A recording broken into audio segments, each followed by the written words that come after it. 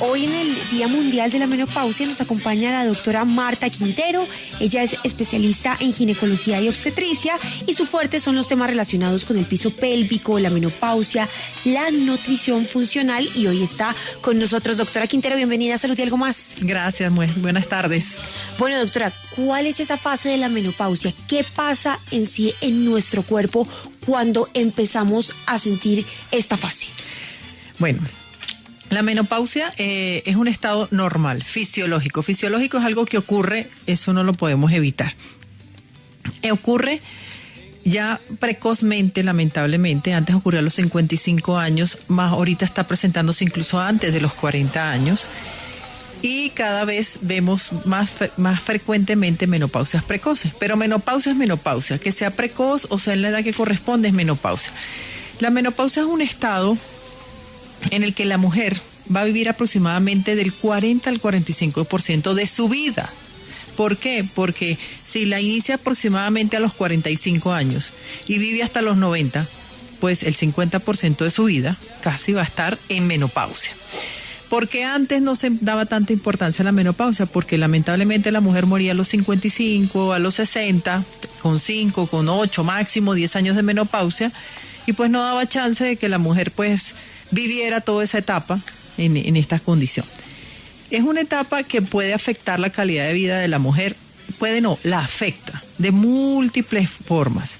La afecta desde el punto de vista psicológico, del punto de vista sexual, del punto de vista físico, emocional y sobre todo de salud cardiovascular y metabólica. Entonces, en la menopausia, la primera causa de muerte de una mujer a nivel mundial es las enfermedades cardiovasculares, principalmente infarto, pero pueden haber accidentes cerebrovasculares, trombosis. Igual que en el hombre. ¿Por qué? Porque están en la etapa donde no hay hormonas. La producción hormonal es tan baja que se pierde la acción que tienen las hormonas. Entonces, por eso hay que tratar la menopausia. No es que sea una enfermedad, sino que hay que actuar sobre ella para que podamos disminuir los riesgos de cáncer, los riesgos cardiovasculares, los riesgos metabólicos y por lo tanto tener calidad de vida. Vea, doctora, creo que nuestros oyentes algunos dirán, bueno, sí, pero yo en realidad, ¿cómo hago para saber que tengo la menopausia o que me está entrando la menopausia? Sabemos que, por ejemplo, la falta de menstruación vendría siendo una de esas primeros síntomas y sobre todo cuando empiezan los desórdenes hormonales. Pero enumeremos, doctora, para aquellas personas que estén escuchando y digan, ¿cómo hago yo para saber si ya estoy calificada en esto que están hablando hoy en Salud y Algo Más? Bueno, mira, la menopausia no es solamente ausencia de menstruación, porque puede haber una mujer con ausencia de menstruación que tiene que tener un año para considerarlo como que, bueno, puede haber una menopausia, sino que también hay que hacer una serie de analíticas donde tenemos que encontrar valores alterados de las hormonas y de unos estimulantes de las hormonas. Entonces, el estudio físico del paciente, más la sintomatología, más los laboratorios es lo que nos va a establecer la menopausia. Pero la ausencia de menstruación es un síntoma, pero también existen los trastornos del sueño, existe el trastorno del deseo sexual, existe los trastornos del peso, existen que se está alterando el colesterol y los triglicéridos a pesar de un hábito de vida adecuado y saludable, existe también trastornos de los estados emocionales. Muchas pacientes están tomando antidepresivo y ansiolítico y realmente lo que tienen es una menopausia o un trastorno hormonal sin estar en menopausia que está generando ese trastorno. Entonces, ¿qué más? La menopausia también se considera un estado donde tenemos que determinar la evaluación cardiovascular. Hay mucha mujer que de repente dice, después de los 45 empecé a estar hipertensa. Y claro, en mi familia hay hipertensión, pero yo no soy gordita, no hago ejercicio, me alimento porque estoy hipertensa. Y resulta que sencillamente puede ser los trastornos de la menopausia. Mire que también hemos hablado acá en Salud y Algo Más de la perimenopausia, que sería como esa fase previa a la menopausia. ¿Desde ahí se empiezan a presentar esos síntomas? Sí, de hecho a los 35 años en la mujer inicia la perimenopausia. Wow. ¿Y qué es la perimenopausia? El estado previo a la menopausia donde se inicia el descenso hormonal. No todas las hormonas descienden a la misma velocidad y a la misma intensidad. Entonces las primeras hormonas que descienden son testosterona, la DEA y la progesterona. ¿Qué hace esto en la salud de la mujer? ¿Y cuánto dura este estado? La mujer puede estar en perimenopausia de entre 2.5 años hasta 10 años antes de llegar a la menopausia. Entonces, es típico la mujer después de los 35 que dice, me está costando quedar embarazada, si está buscando bebé, o tengo calorones y vaporones de repente, unos meses sí, unos meses no. El peso es un yo-yo, tengo trastornos del sueño, mi deseo sexual está cambiando, he tenido resequedad vaginal, a veces sí, a veces no, tengo quistes ováricos, tengo a veces ciclos regulares o irregulares, mi regla se está tornando más abundante, dolorosa o no, pero más abundante en cantidad y duración, o todo lo contrario, tengo manchados entre reglas. Y todo esto es a consecuencia de las pérdidas de estas hormonas. El estrógeno es el que tarda más en bajar. Y cuando ya baja y entramos en menopausia, pues ya digamos que es la última hormona que bajó. Doctora, a mí me gustaría que nos guiara. Por ejemplo, uno va al médico y hay un examen en el que se determina, o por las características el médico lo puede determinar. O sea, me refiero, le hacen un examen de sangre y dicen, ay, no, mire, tiene menopausia, o le dicen a uno, no, mire, definitivamente este, como la migraña, que la migraña no tiene un examen exacto que lo determine. ¿Cómo funcionaría en ese caso para los oyentes que están acá escuchando? Digan, ay, voy donde el ginecólogo y le voy a pedir este examen. Bueno, mira, se piden como exámenes las hormonas que son FSH, LH, testosterona, estradiol, progesterona, cortisol, DEA. ¿Por qué cortisol? Porque cuando hay un problema de estrés severo puede haber una menopausia que se genera por culpa del estrés. También se hacen ecografías transvaginales porque debemos ver cómo está el endometrio y el grosor del endometrio, cómo está el tamaño ovárico, incluso el tamaño uterino. Y esos son los exámenes que normalmente nos dicen a nosotros, mira, con la sintomatología que tú tienes, el avance de un año de no tener menstruación, y estos exámenes estás en menopausia. Mire que creo que esta es una pregunta que tienen muchas mujeres que aún no han llegado a la menopausia, y es, ¿se puede retrasar la llegada a la menopausia? ¿Hay alguna vitamina o algo que la mujer pueda consumir para decir, puede tener un tiempo más largo sin menopausia? No, la menopausia es algo que tiene que ocurrir. Es fisiológico porque estar vivas. No podemos retrasar la menopausia. Pudiéramos decir que estimular al ovario con sustancias ahorita como el plasma rico en plaquetas, como los exosomas, que es lo que se le hace a las mujeres en menopausia para que se puedan embarazar, digamos que pudiera darle algo más de vida al ovario, pero decirte que retrasarla, o sea, no, te la voy a retrasar 5 años, no, imposible, eso no existe todavía. Sí, no. Y además de todo, ahí, eso me parece muy interesante la pregunta de Camila, porque es que como hoy en día venden todo para todo, ¿no, doctora? Entonces le dicen a uno, mire, tómese el agüita de no sé qué, y entonces la gente sale, eso, de hecho, le venden a uno gato por liebre y la gente está comprando los suplementos. Claro, es que la doctora está diciendo algo muy importante, sí, y es que a los 35 años eso es prácticamente lo que ella decía, prácticamente toda la vida. Exactamente, sí, es verdad. Ahorita lo que han salido muchas, así, agüita de gato, realmente lo que existen son suplementaciones, pero siempre tiene que haber una alimentación que te permita que la sintomatología sea menos intensa, alguna la puedas, digamos, mitigar o llevar a lo mínimo, pero una cosa es quitar síntomas y otra cosa es realmente dar la protección que dan las hormonas. Las hormonas son protectoras de cáncer. Irónicamente, se ha pensado siempre que las hormonas dan cáncer. Es todo lo contrario. No tener hormonas es lo que ya está demostrado en múltiples estudios con cánceres de mama, que es el que más miedo da, que las mujeres que no reciben terapia de reemplazo hormonal tienen mayor riesgo de desarrollar un cáncer de mama que las pacientes que reciben terapia de reemplazo. Igual en el hombre que reemplaza su testosterona tiene menor riesgo de desarrollar cáncer de próstata que no tenerla. Pero bueno, estamos hablando de las mujeres, entonces sigamos con nosotras. Y sí hay suplementos que sí ayudan y potencian a la acción hormonal de lo que todavía produces en perimenopausia, más lo que te voy a suministrar en la menopausia, para que haya un buen funcionamiento. Y eso ocurre también en la mujer joven. Hay que tener buena alimentación y suplementación, porque lamentablemente ahorita los alimentos están muy deficientes, aunque sean orgánicos, entonces eso nos está obligando a suplementarnos para que haya buen funcionamiento hormonal. ¿Qué suplementos? ¿Qué suplementos tenemos que consumir? Mira, no solamente para el funcionamiento hormonal, estos suplementos que voy a nombrar, sino para todas las funciones orgánicas, incluso para el famoso glutatión que producimos nosotros internamente. El zinc es uno, el magnesio, el manganeso, el selenio, incluso tener niveles adecuados de hierro. Hay que tener buenos niveles adecuados de hierro.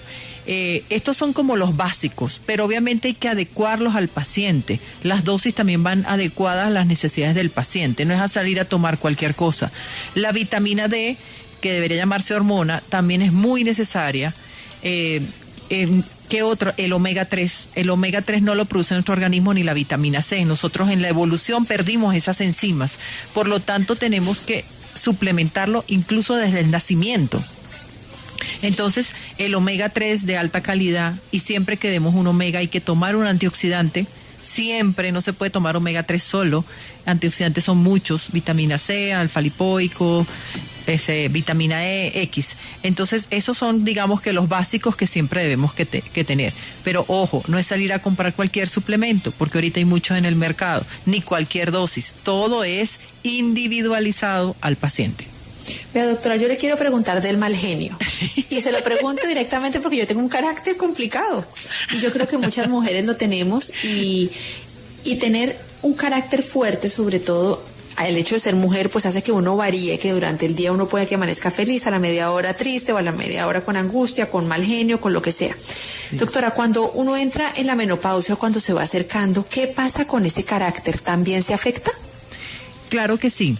El carácter, digamos que el carácter es algo con el que uno forma, ¿no? Pero el estado emocional del carácter es el que se puede ver afectado por situaciones diversas, incluso estados patológicos como la alteración hormonal. Entonces, por ejemplo, en la menopausia, las mujeres tienden a tener estas exacerbaciones de su estado de ánimo. O exacerban su mal carácter, como dices tú, o pasan al otro extremo, se vuelven depresivas, tristes, muy emocionales. Y esto ocurre también en mujeres no menopáusicas, que son las famosas pacientes que sufren de síndrome premenstrual, que antes de la menstruación tienen unos cambios de humor que no se aguantan ni ellas mismas a veces en su tristeza o en su mal genio. Entonces sí, mucho tiene que ver, porque realmente las hormonas sí tienen que ver con esto.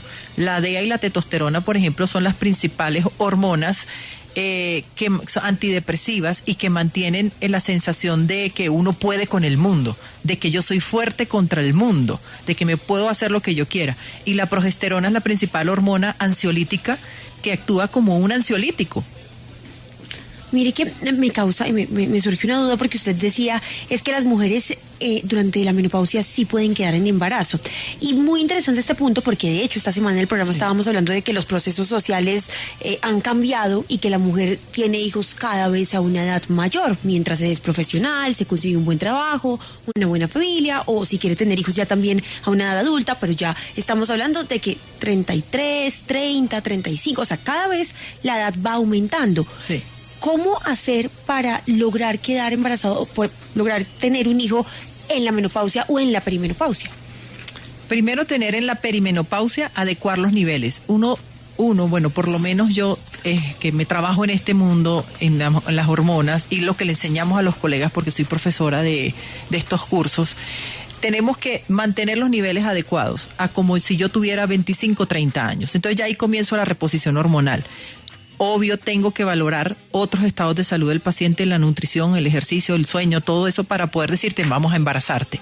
Ya en la menopausia lo que se está haciendo son estímulos ováricos, tratando de regenerar el tejido, que son terapias regenerativas, que se está haciendo con plasma rico en plaquetas y con exosomas. Entonces lo que hacemos es regenerar el tejido ovárico para que ovule, extraer el óvulo y poder hacerle la inseminación artificial o el tratamiento que le corresponda a la paciente. A veces lo podemos hacer casi que de manera natural. Mira, estás ovulando, aprovechemos. Pero no es que ya le regenere el ovario y va a quedar ella normal otra vez. No, se hace para ese específico procedimiento. Aquí nos están escribiendo los oyentes, doctora. No hay llamadas porque tenemos un problema con las líneas, pero nos están escribiendo. Dicen: muy buenas tardes, felicitaciones por el programa. Llevo 2 años largos que dejé de menstruar, no tomo nada, hormonas ni nada, lo único es que me dan calores en la noche. La pregunta es, ¿tengo que ir al ginecólogo a que me dé medicamento para evitar las enfermedades que la doctora dice? Gracias. Sí, y debes acudir a un ginecólogo que realmente esté familiarizado y experto y tenga la capacitación en el manejo de la menopausia con la terapia hormonal bioidéntica, porque lamentablemente a los ginecólogos no nos enseñaron, no solamente en Colombia, en muchas partes del mundo, a tratar la menopausia porque nos decían que las hormonas daban cáncer. Entonces sí, tienes que acudir. Miren, nos pregunta otra oyente. Buenas tardes. ¿Obligatoriamente todas las mujeres tienen que recibir reemplazo hormonal? Obligatoriamente sí. Tienen que recibirla, excepto que tenga una condición que nos contraindique la terapia de reemplazo hormonal, que existen esas condiciones. Mira, el domingo es el día de la osteoporosis, doctora. Y aunque el lunes tendremos un programa de ese tema, pues yo quiero aprovechar a preguntarle, pues porque si uno tiene un buen especialista hay que exprimirlo aquí, doctora, al aire. Sí, o sea, usted está muy buena. Exprime mis hormonas. Entonces, doctora, le pregunto. Yo veo que las mujeres cuando ya entran a la menopausia empiezan a tener muchos problemas de osteoporosis y mujeres que uno ve físicamente fuertes, ¿no? Que uno creería que están fuertes. ¿Por qué la osteoporosis se da en esta época? Precisamente porque al haber pérdida hormonal también existe el músculo amerita, entre otras cosas, no solamente el ejercicio, sino hormonas. Y las hormonas anabólicas formadoras de hueso y de músculo están entre ellas la insulina, la tiroides y también las hormonas sexuales. Entonces la pérdida de las hormonas sexuales, la falta de ejercicio, una nutrición inadecuada te lleva a la osteoporosis. Incluso hay mujeres que entran a la menopausia, apenas están iniciando y ya tienen osteoporosis. Entonces hay que estar vigilando esto porque la osteoporosis, fíjense que les voy a decir algo que les va a sonar duro, es mayor el porcentaje de pacientes que mueren a los 2 años después de una fractura de cadera que el porcentaje de mujeres que mueren por cáncer de mama. Y eso ya está establecido en los estudios. Entonces hay que tener mayor cuidado con fracturas espontáneas o no en una osteoporosis que en una paciente con un cáncer de mama. Porque de hecho las pacientes con cáncer de mama pueden recibir terapia de reemplazo hormonal de acuerdo al tipo de cáncer de mama que tuvo. Y las pacientes con osteoporosis podemos revertir la osteoporosis. Hay medicamentos que usamos para eso. Cuando toca, porque me han llegado que no quieren usarlo y yo no, los medicamentos se necesitan y se tienen que usar. Pero también con reemplazo hormonal y con una suplementación y una nutrición que vaya adecuada a esta. Y ojo, si no hacen ejercicio, no hay hormona ni suplementación que revierta el proceso. Tienen que hacer ejercicio y el ejercicio que va a revertir la osteoporosis es el ejercicio de carga, es decir, la pesa, porque tenemos que aumentar masa muscular. No es tonificar nada más y aumentar un poquito, hay que aumentar la masa muscular. Mire, entonces paremos ahí. ¿Cómo nos cuidamos de la osteoporosis? ¿Qué tenemos que tomar para prevenirla?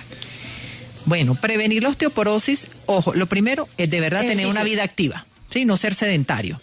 Segundo, que tengas tus niveles hormonales siempre adecuados. Y por supuesto, tener la alimentación adecuada a tu estilo de vida, porque no es lo mismo la mujer que hace ejercicio que la que no hace, así coman lo mismo, no pueden comer lo mismo, ¿ok? Entonces esa es la manera de prevenirla. Pues estamos con la doctora Marta Quintero hablando de menopausia. Son las 3:25 de la tarde. Vamos a ir a una pequeña pausa comercial y ya regresamos. Continuamos con la doctora Marta Quintero hablando sobre la menopausia. Doctora, ahorita estábamos hablando del reemplazo hormonal y me surge a mí la duda, ¿cómo es ese proceso? Bueno, el reemplazo hormonal, como su palabra lo dice, es llevar tus niveles hormonales en la época en la que tú estabas más fértil y más joven, la etapa más cool de la vida, que es entre los más o menos 30 años. Entonces, tengo que darte las hormonas y sacar la dosis para ti, no es la dosis para todo el mundo, y llevarte a esos niveles de cada una de las hormonas. La administración de las hormonas es por diferentes vías. Las hormonas se pueden dar por vía tópica, es decir, como una crema, por vía vaginal. Por vía vaginal, por lo general, son para uso solamente de la vagina, no son para que se absorba de manera sistémica. Se pueden dar algunas hormonas, pueden tomarse, otras no deben tomarse, como por ejemplo el estrógeno, no debe tomarse así sea bioidéntico, muchos ya saben que es bioidéntico. La testosterona no se debe dar por vía oral, existe por vía sublingual, que es diferente, se deja 1 minuto debajo de la lengua y luego se escupe, y existe por debajo de la piel, que es el famoso pellet o chip que llaman de la juventud, que me gustaría aclarar que no es ningún chip de la juventud, Lo que pasa es que tú cuando repones tus niveles hormonales te mantienes joven, retrasas, enlenteces el envejecimiento, tanto metabólico como cardiovascular y por lo tanto físico, pero no es ningún chip de la juventud. Una testosterona colocada en una paciente que no le nivelen sus demás hormonas, que no reciba otras hormonas, que no miren la testosterona, no miren la tiroides, que no vean el cortisol, que no vean la insulina, que no vean la leptina, es un paciente que está muy mal medicado, está muy mal tratado. Eso debe colocarse de acuerdo a las necesidades de la paciente. Hay pacientes que no se les puede colocar un chip, debe ser en crema. Entonces, la administración de las hormonas varía de acuerdo a la hormona, a la dosis y a la necesidad de la paciente. Nutricionista, pero como sabe nutrición funcional, es decir, no es que se dedique a la dietética, pero sabe nutrición funcional, quiero que nos hable un poquito, antes de despedirla, sobre la alimentación en esta etapa. Si bien usted lo compartía ahorita, empiezan los cambios de peso, ya no es igual de fácil a los 20 que uno hacía una dieta de una semana de apio y atún y bajaba de peso, pues esta ya no es la realidad de nosotras las que llevamos entrando a los 40 y pues más a los 50. ¿Qué deberíamos comer, doctora? Mira, la alimentación otra vez va individualizada, pero algo que sí es sine qua non para todo el mundo a cualquier edad es que el consumo de azúcar debe ser mínimo, que el consumo de gluten también debe ser bajo. No es que seamos celíacos, pero somos intolerantes al gluten en diferentes grados todos. Por supuesto, los procesados también deben ser mínimos. Procesado incluso una carne Angus orgánica, pero que esté empaquetada, eso es un procesado. A diferencia que la consigas en la carnicería que no está empaquetada. Y por supuesto, el licor debe ser limitado, ¿ok? Y obviamente cero sustancias psicoactivas. Entonces la alimentación debe ser así y debe tener grasas saludables. ¿Y qué son unas grasas saludables? Las grasas del aceite de oliva, la grasa del omega 3, la grasa del aceite de aguacate, el aguacate, las aceitunas, quesos madurados, no quesos frescos que no tienen tanta grasa, la chía, la linaza, los pescados como las sardinas, como los salmones que tienen ricas grasas saludables, el aceite de coco, la mantequilla ghee, esos son grasas saludables y hay que saber también medir la cantidad de estas grasas saludables. Las almendras, los frutos secos también tienen grasas saludables. El detalle es que estos alimentos se están consumiendo en alta cantidad. Uno debe comer máximo 6 almendras al día y se comen 100, 200 gramos al día, más la leche de almendra, más el pan de harina de almendra. Excedes tu consumo de omega 6, que es un ácido graso que se vuelve inflamatorio. Entonces aquí la dosis la hace el veneno. O sea, todo es veneno y a la vez nada es veneno en los alimentos. Mire, doctora, que hay algo muy interesante y es que, bueno, la mitad de nuestra vida es la menopausia y la otra mitad de nuestra vida estamos cuidándonos para no quedar en embarazo, por ende tenemos que tomar un montón de pastas o ponernos el intrauterino. Doctora, ¿qué tanto afecta lo que consumimos, la forma en que nos cuidamos de no quedar embarazadas, no sé, las pastillas anticonceptivas, nuestra llegada a la menopausia? ¿Puede afectar de alguna forma esa llegada? Sí, mira, todos los anticonceptivos que ahora son de baja dosis, ¿qué hacen? Sustituyen tu producción hormonal por la pastilla. Entonces la pastilla tiene una dosis baja de lo que tú realmente debes que tener a tu edad. Entonces ya tú estás como en un estado de perimenopausia, porque tienes niveles hormonales más bajos de los que debes de tener para tu edad. Todos los anticonceptivos son gastrolesivos, es decir, generan alteración gástrica. Te duela o no te duela a ti el estómago. Al haber una alteración del estómago, generamos lo que se llama una disbiosis, alteración de la microbiota. Cuando hay una alteración de la microbiota, las enfermedades cardiovasculares y metabólicas se disparan. Cada quien va a reaccionar diferente. Los anticonceptivos también generan trombosis, es su primera complicación. Y si la paciente está en obesidad, está en hígado graso, está en sobrepeso, tiene resistencia a la insulina y toma anticonceptivo, tiene todos los números ganados de la lotería para hacer una trombosis. Y por supuesto, esta alteración de la microbiota hace que nos aumenten los riesgos cardiovasculares y desarrollar enfermedades neurodegenerativas y cáncer. A su vez, los anticonceptivos tienen algo que es que no dejan que tu testosterona endógena, la que produces, así sea joven, actúe. Y la testosterona es la principal hormona estimuladora del músculo, para que tú generes músculo. Es la mayor protectora cardiovascular es la testosterona, más que el mismo estrógeno. Y a su vez, la testosterona es la que le da a cada ser humano esa confianza en sí mismo, seguridad en sí mismo. Por eso la paciente que toma anticonceptivos se deprime. Mucha ansiedad, mucha tristeza, mucha niña tomando anticonceptivo, en psicólogo, en psiquiatra, sin una razón aparente, porque a veces hay razones para estar así. Y cuando tú le quitas anticonceptivos, será toda la causa de su anticonceptivo. Y al alterarte la microbiota, te altera también tu vagina, tu microbiota vaginal, y te lleva a infecciones vaginales a repetición. Y te quita el deseo sexual porque la testosterona genera más deseo sexual que otra. Entonces, no te vas a embarazar, obviamente, con el anticonceptivo y sin deseo sexual. Claro, no, claro. ¿Sí ve, Carolina? O sea... No, Cami, jodida, esté así. Esta es mi conclusión, doctora, gracias. No estamos jodidas. Lo que pasa es que estamos jodidas si no consultamos, pero sí hay muchas cosas para hacerlo. Bueno, yo quiero decirte que aquí ustedes están hablando no solamente con la doctora experta en esto, sino también con una mujer menopáusica. Yo ya tengo 50 años y yo tengo 8 años en menopausia, hice una menopausia precoz. Entonces... Y soy feliz y estoy más rejuvenecida que en mis épocas, aunque a pesar de haber sido una mujer de actividad física, pero porque precisamente aprendí para mí y entendí que hoy me falta información como médico, vamos a estudiar. Sí, eso sí le digo, Carolina, que la doctora luce más regia que nosotras. Yo la tengo aquí enfrente y ahorita le tomo una foto y se la envío y mejor dicho, yo podría lindamente estar ahí. No, doctora Quintero, muchísimas gracias por estar con nosotros en Salud y Algo Más, y recuérdele a todos los oyentes dónde pueden encontrarla si quieren hablar con usted, si quieren pedir una cita con usted, si quieren ampliar este tema de la menopausia, que realmente uno se enamora de esto cuando uno es mujer y quiere aprender a conocer y a conocerse qué hacer en el futuro cuando también le llegue, o qué hacer si ya se tiene. Claro, mira, me pueden ubicar en las redes como Tu Doctora Funcional en Instagram, y así la palabra completa, y en la página web tudoctorafuncional.com, www.tudoctorafuncional.com, y pueden escribir al WhatsApp al 320-497-8250 y por allí les llega un mensaje automático de solicitud de la cita y de agendamiento. Muchas gracias.